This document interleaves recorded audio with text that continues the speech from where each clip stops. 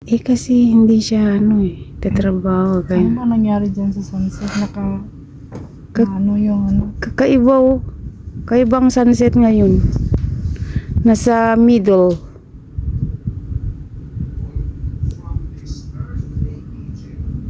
Hello everyone. Gub Gabing gabi na guys. At tayo ay maglalakad-lakad.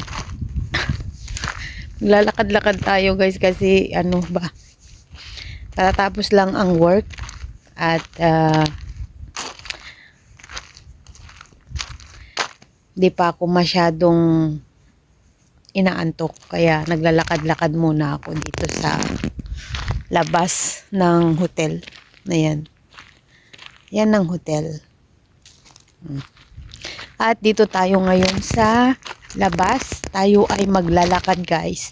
Papakita ko sa inyo ang kalangitan na pulang-pula. Ayan oh.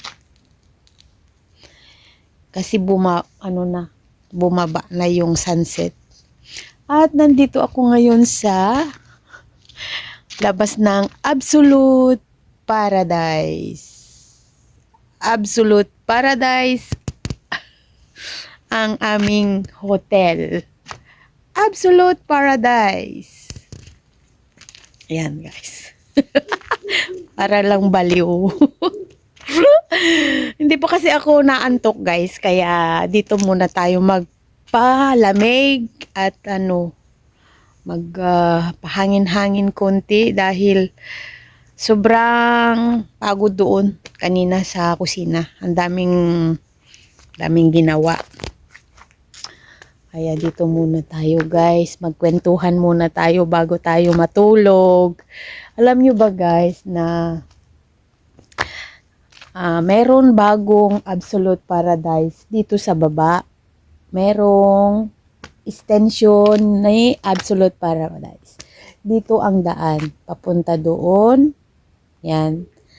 Ito naman yung dagat at ang ganda ng view guys. Pag nakikita nyo ng medyo maliwanag. Medyo maliwanag siya. Tapos tanaw doon sa dagat. Tapos may mga dumadaan dyan na mga barko. Ang ganda tignan guys. Yung bagong Absolute Paradise. Extension niya ba? Extension niya. Kasi gumawa sila ng bagong suites. Gumawa sila ng bagong hotel dito sa baba. Pero hindi pa masyadong ready dahil marami pa tapos na mapinturahan, lahat nandoon na. Kaya lang hindi pa na decorationan. Nandun na lahat yung mga bed, chair, tapos na lahat sa loob. Ang kulang na lang yung mga accessorize niya doon sa loob, yung mga palamuti niya para maging maganda tignan. Kaya yun ang kulang. Pero one day guys, one day pag may time, punta tayo doon. Ipapasyal ko kayo doon sa Absolute Paradise Extension. Yun ang tawag ko doon kasi extension, sabi ko extension kasi nga medyo malayo na yung yung main Absolute. Tatawid ka na dito sa kalsada, pupunta ka doon sa kabila. Pero dito sa kabila guys ay napakaganda. Mas maganda kaysa doon sa main, main dito sa main hotel kaysa dito sa bagong gawa. Kasi dito sa bagong gawa, kitang-kita talaga yung mga dumadaan na barko. Kitang-kita talaga kasi malapit. Tapos mataas siya. Mataas at malapit. Ayun, ano yun? Mataas at malapit siya, guys. So, paghapon at tanaw na tanaw yung sunset doon. Tanaw na tanaw yung sunset doon. Ayan, saglit lang guys kasi may nakita akong magandang dumadaan dito sa harapan ng bagong Absolute. Wait.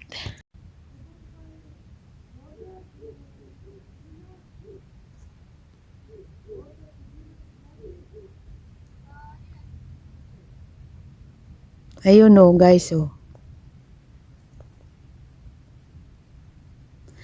Yan yung sinasabi kong matatanaw doon sa bagong suites ng Absolute Paradise. Tanaw na tanaw. Medyo malayo ako kaya hindi siya gaano kakita. Pero pero pag pumunta kayo doon sa gilid noon at malapit, kitang-kita talaga yung mga dumadaan. Madam Pupas.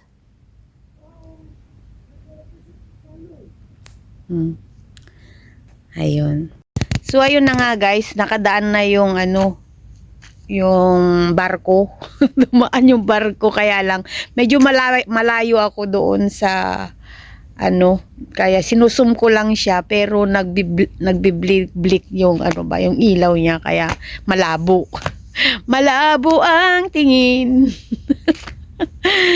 Malabo ang tingin guys. Kaya alam nyo ba nakaka-boring, nakaka dito sa lugar namin. Puro bundok, wala kang ibang makita. Kung hindi sarili mo, mga kahoy. Wala ding kahoy. Mga damo, mga halaman na tinanim ko. At itong dagat. Pero wag kayo. Pag umaga guys, napakaganda ang dagat. Parang sementado siya, hindi siya gumagalaw. Parang flat na flat siya. Ito yung dagat na walang alon. Matatanaw mo siya. Pero pag mahangin naman at pumunta ka dun sa tabi, nako, grabe namang ampas ng halon ba, hindi ka makaligo. Ayan. Tawan-tawa ako dito sa Absolute Paradise. Absolute Paradise!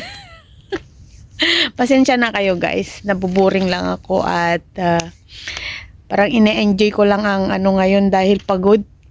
Para mawala man lang stress. Yan. Pagod at stress.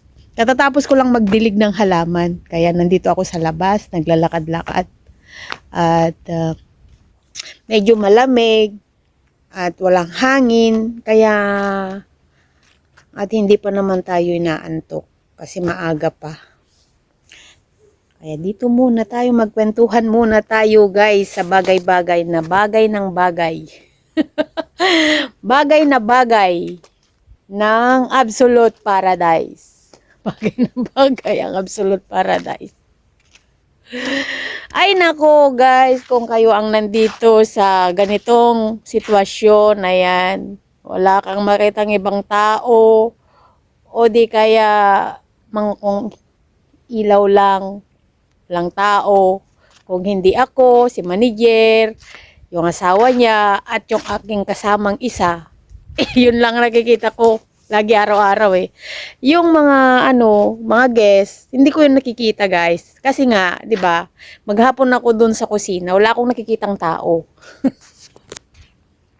Wala talaga akong nakikitang tao kasi nandun lang talaga ako sa kusina pagkatapos ng breakfast, pagkatapos ng hugas, pagkain ng staff.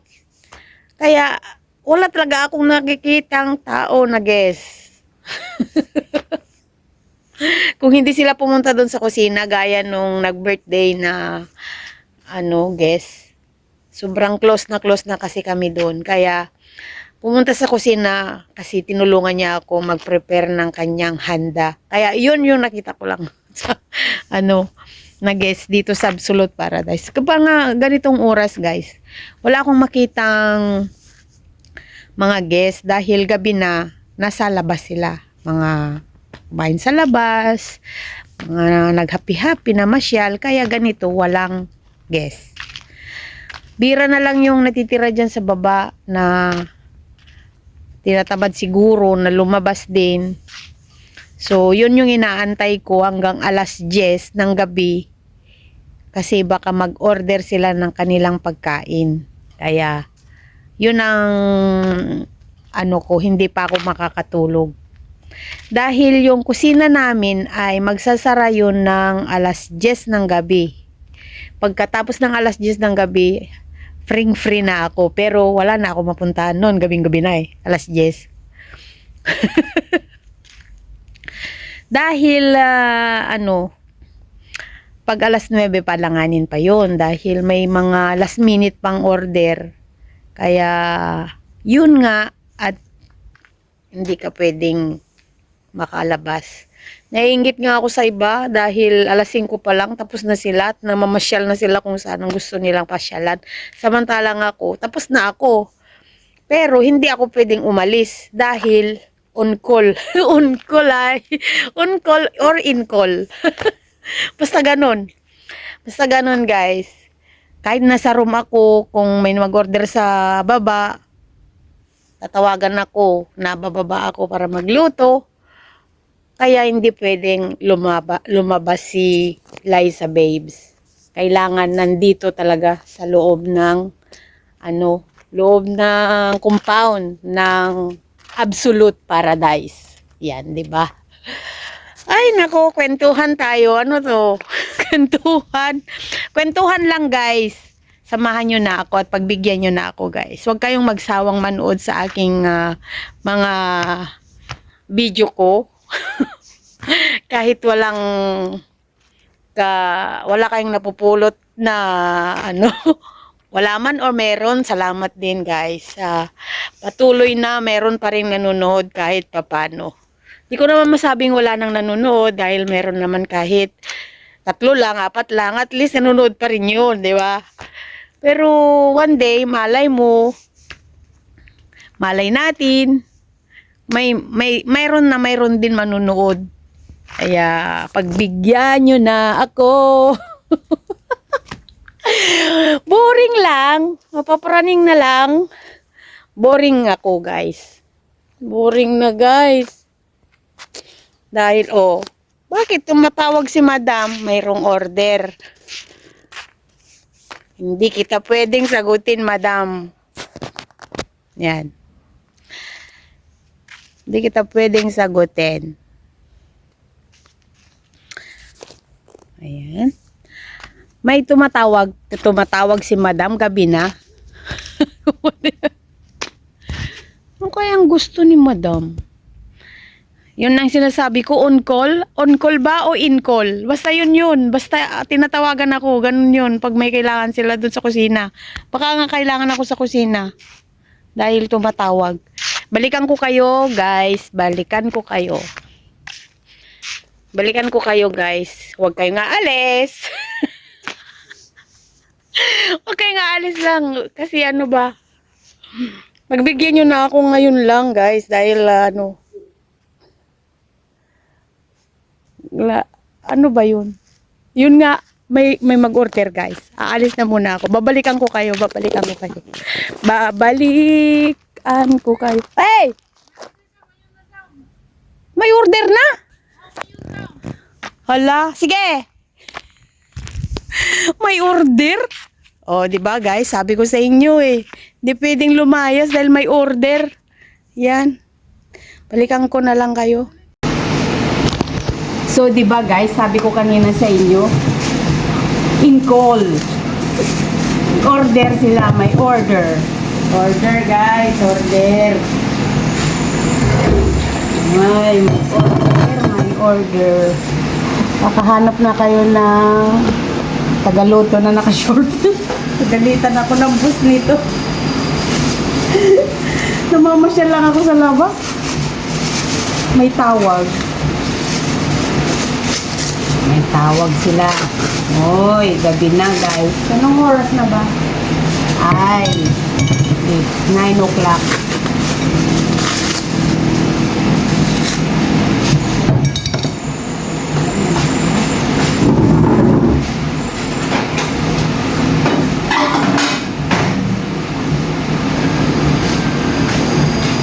I-cross natin guys kasi nag-ice.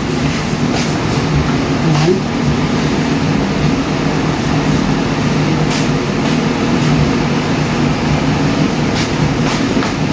So, balikan ko kayo guys. Balikan ko kayo ulit. So, ayan guys, ang order nila ngayong gabi. Kasasabi ko lang kanina na yung mga iba ay hindi lumabas at yun ang inaantay ko ng order. At eto na nga guys. Oh, diba?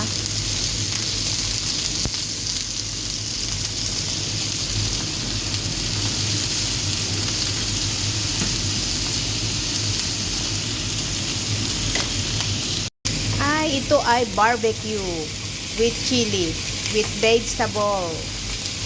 Yan ang order nila guys. Kaya sabi ko nga, hindi ako makakalabas, hindi ako makapasyal. Kung gusto ko man mamasyal ng gabi, hindi pwede. So ayun na nga guys, tapos na ako magluto ng order at balik na tayo sa taas. Balik na tayo sa room. Pero mo yun guys, naglalakad lang ako dun sa taas, nagbo-vlog. Tapos biglang may tumawag na may order. O, di ba? Kaya hindi ako talaga pwedeng lumayas ng ganitong oras dahil hanggang alas 10. So, may isang oras pa ako na magantay bago ako matulog. Kaya, balik na tayo dun sa taas, kung saan yung aking room. Kasi tapos na yung order na i-serve ko na. At, sana wala nang mag-order. Sana last na yun. So, nakabalik na tayo dito sa taas, guys. Kung saan tayo nagsasalita kanina. Tapos biglang may tumawag, biglang order. O, diba? Last minute order, wish ko lang na wala ng order. Wish ko lang na yun na yung last ngayong gabi. Kasi alas 9:30 na, mag-aalas 10 na. Diyos ko. Oh, hirap naman ng trabaho na to. 7 ng umaga hanggang alas 10, di ba? Okay naman kasi mga 5 o'clock tapos na yung aking trabaho dun sa kusina.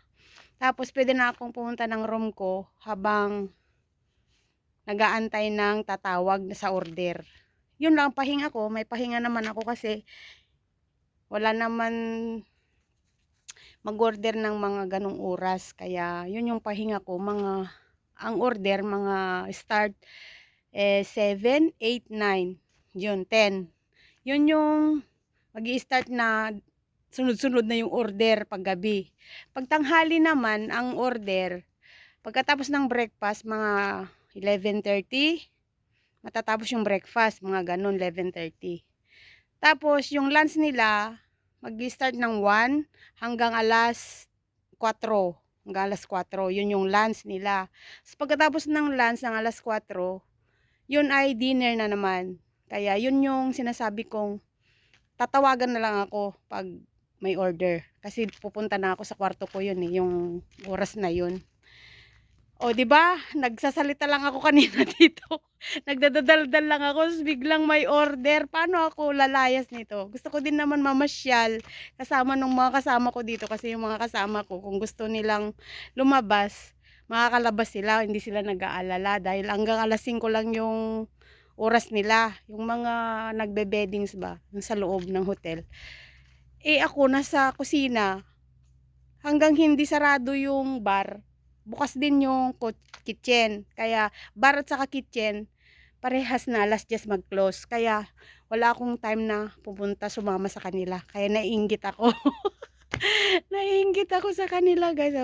Punta sila doon sa sentro, kung ano, nagsha-shopping sila, kaya ganun-ganun.